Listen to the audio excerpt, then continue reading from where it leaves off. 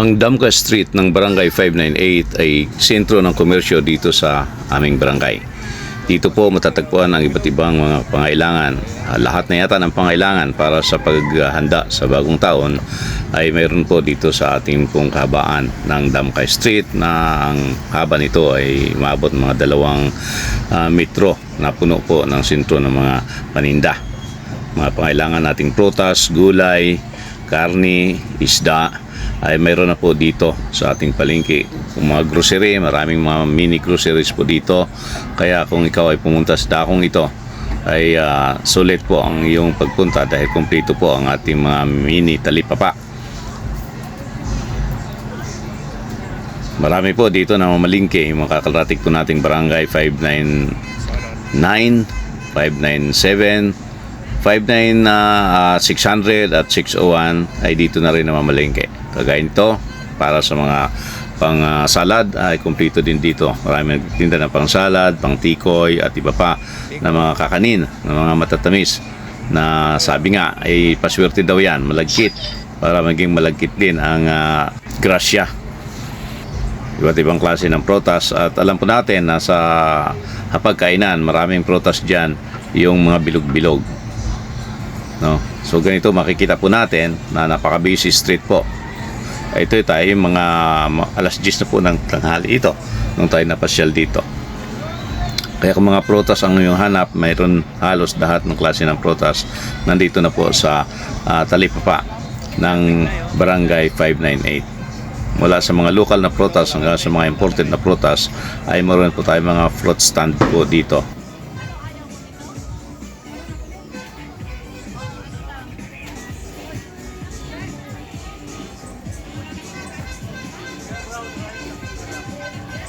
May mga nababagsak na rin po ng gulay dito kasi ang ating pong barangay ay malaki. Ay 20,000 mahigit ang residente po rito sa naturang barangay. Kailangan mo ng pangbuko salad, maraming nagtitinda ng buko rito, kakanin.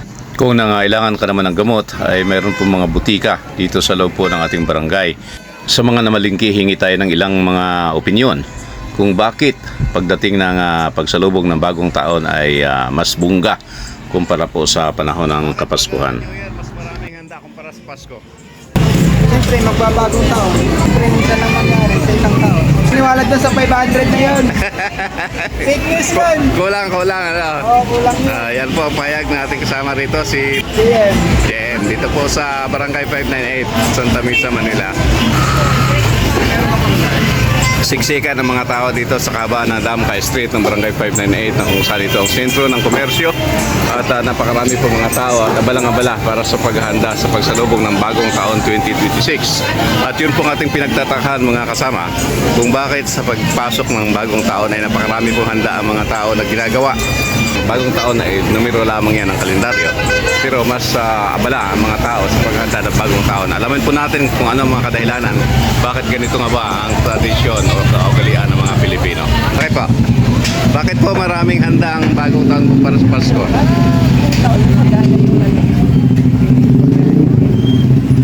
Para maging masagana yung papasok ng taon, kaya mas maraming handa para sa Pasko. Okay, salamat po, Nay. Hindi magkamayaw yung mga tao dito sa Damka Street dito sa Old Santa Misa, Manila. Sa dami po ng mga namimili, abalang-abala po para sa pagsalubong ng taong 2026. Maraming sa kalatig na barangay ay dito na rin namimili kaysa pupunta pa sa palengke ng Altora o kaya ng San Juan. Dahil ang mga paninda po dito ay di hamak na mas mura para sa malalaking palengke. Bakit nga ba mas maraming handa pag New Year? Batos maraming may iba't ibang salad, prutas, bilog-bilog. Bakit? Mas mahal, dapat mas mataas para sa akin ang Panginoon na nakapag-ano natin. Hindi yung mga bagay na to. Hindi yung mga bagay na yan dapat pahalagahan, kundi yung Panginoon. So ibig sabihin, yung Pasko, masigit ang dapat ang pagdiriwang kumpara sa bagong taon. Bagong din, Pasko at bagong taon.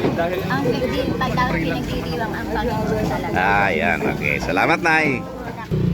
Marami ding processed foods ang makikita po natin dito lang sa gilid ng bangkita at kayo na ang mamimili kasama nga ng mga pang-salad po natin.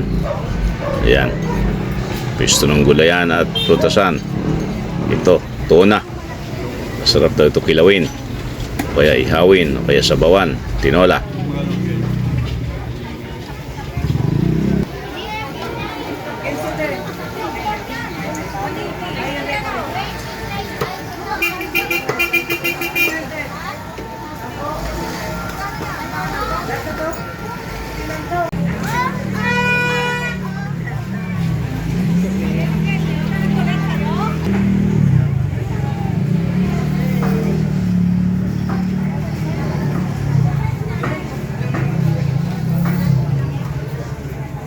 Para naman sa inyong mga chikiting, dito marami din mga laruan. Sa stall na ito at sa kabila nito ay mga plastic wares naman na kailangan natin sa bahay. Mayroon din mga silugan dito. Drugstore ay para po sa pangailangang gamot natin at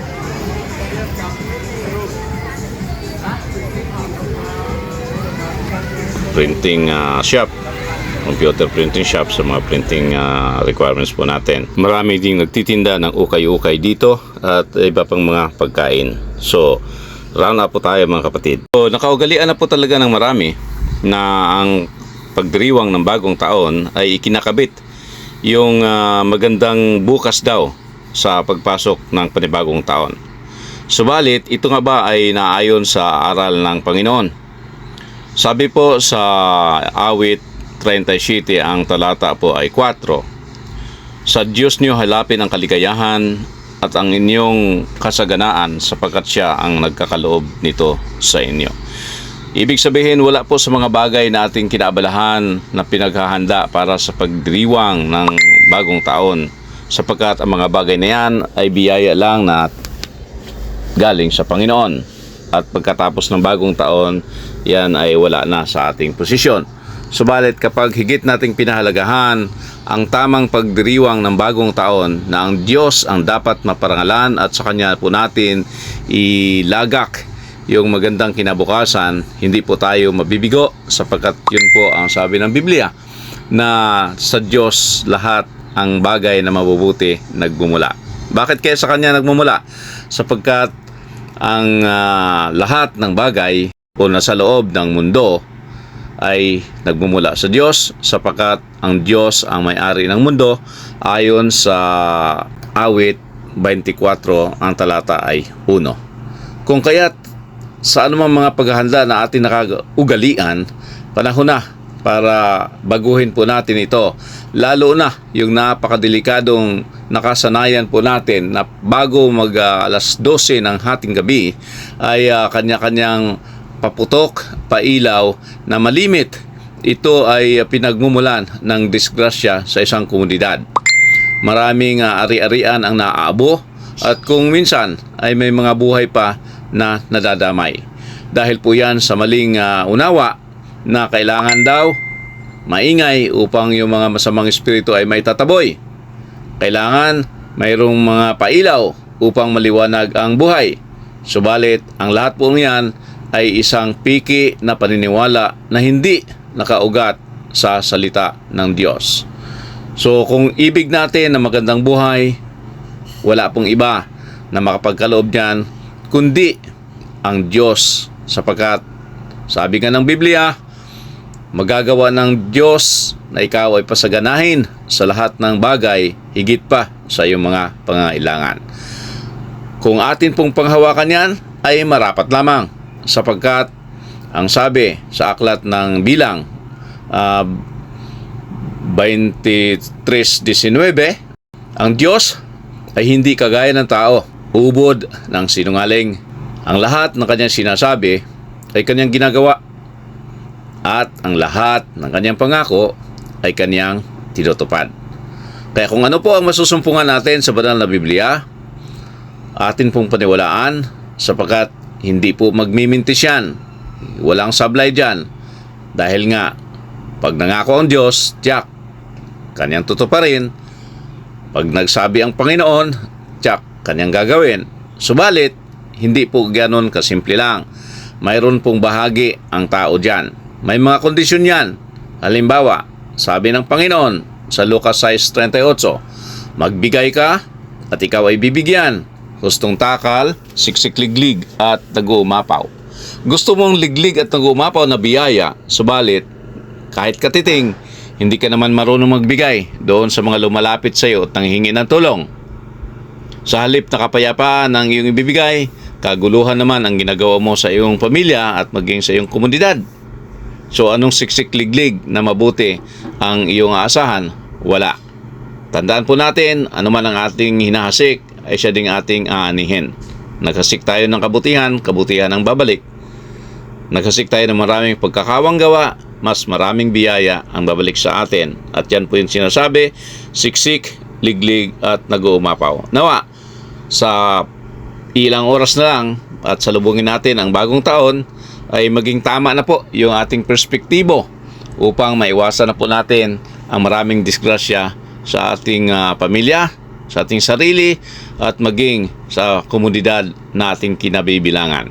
Iwasan ang paputok, iwasan ang pailaw, sa halip, sama-sama ang pamilya, magdasal ng pasasalamat at paghingi ng mga biyaya na kailangan nila sa buong taon.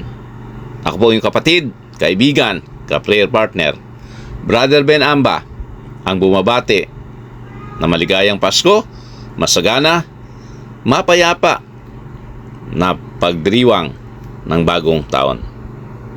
Pagpalain tayo ng makapangyarihang Diyos na buhay.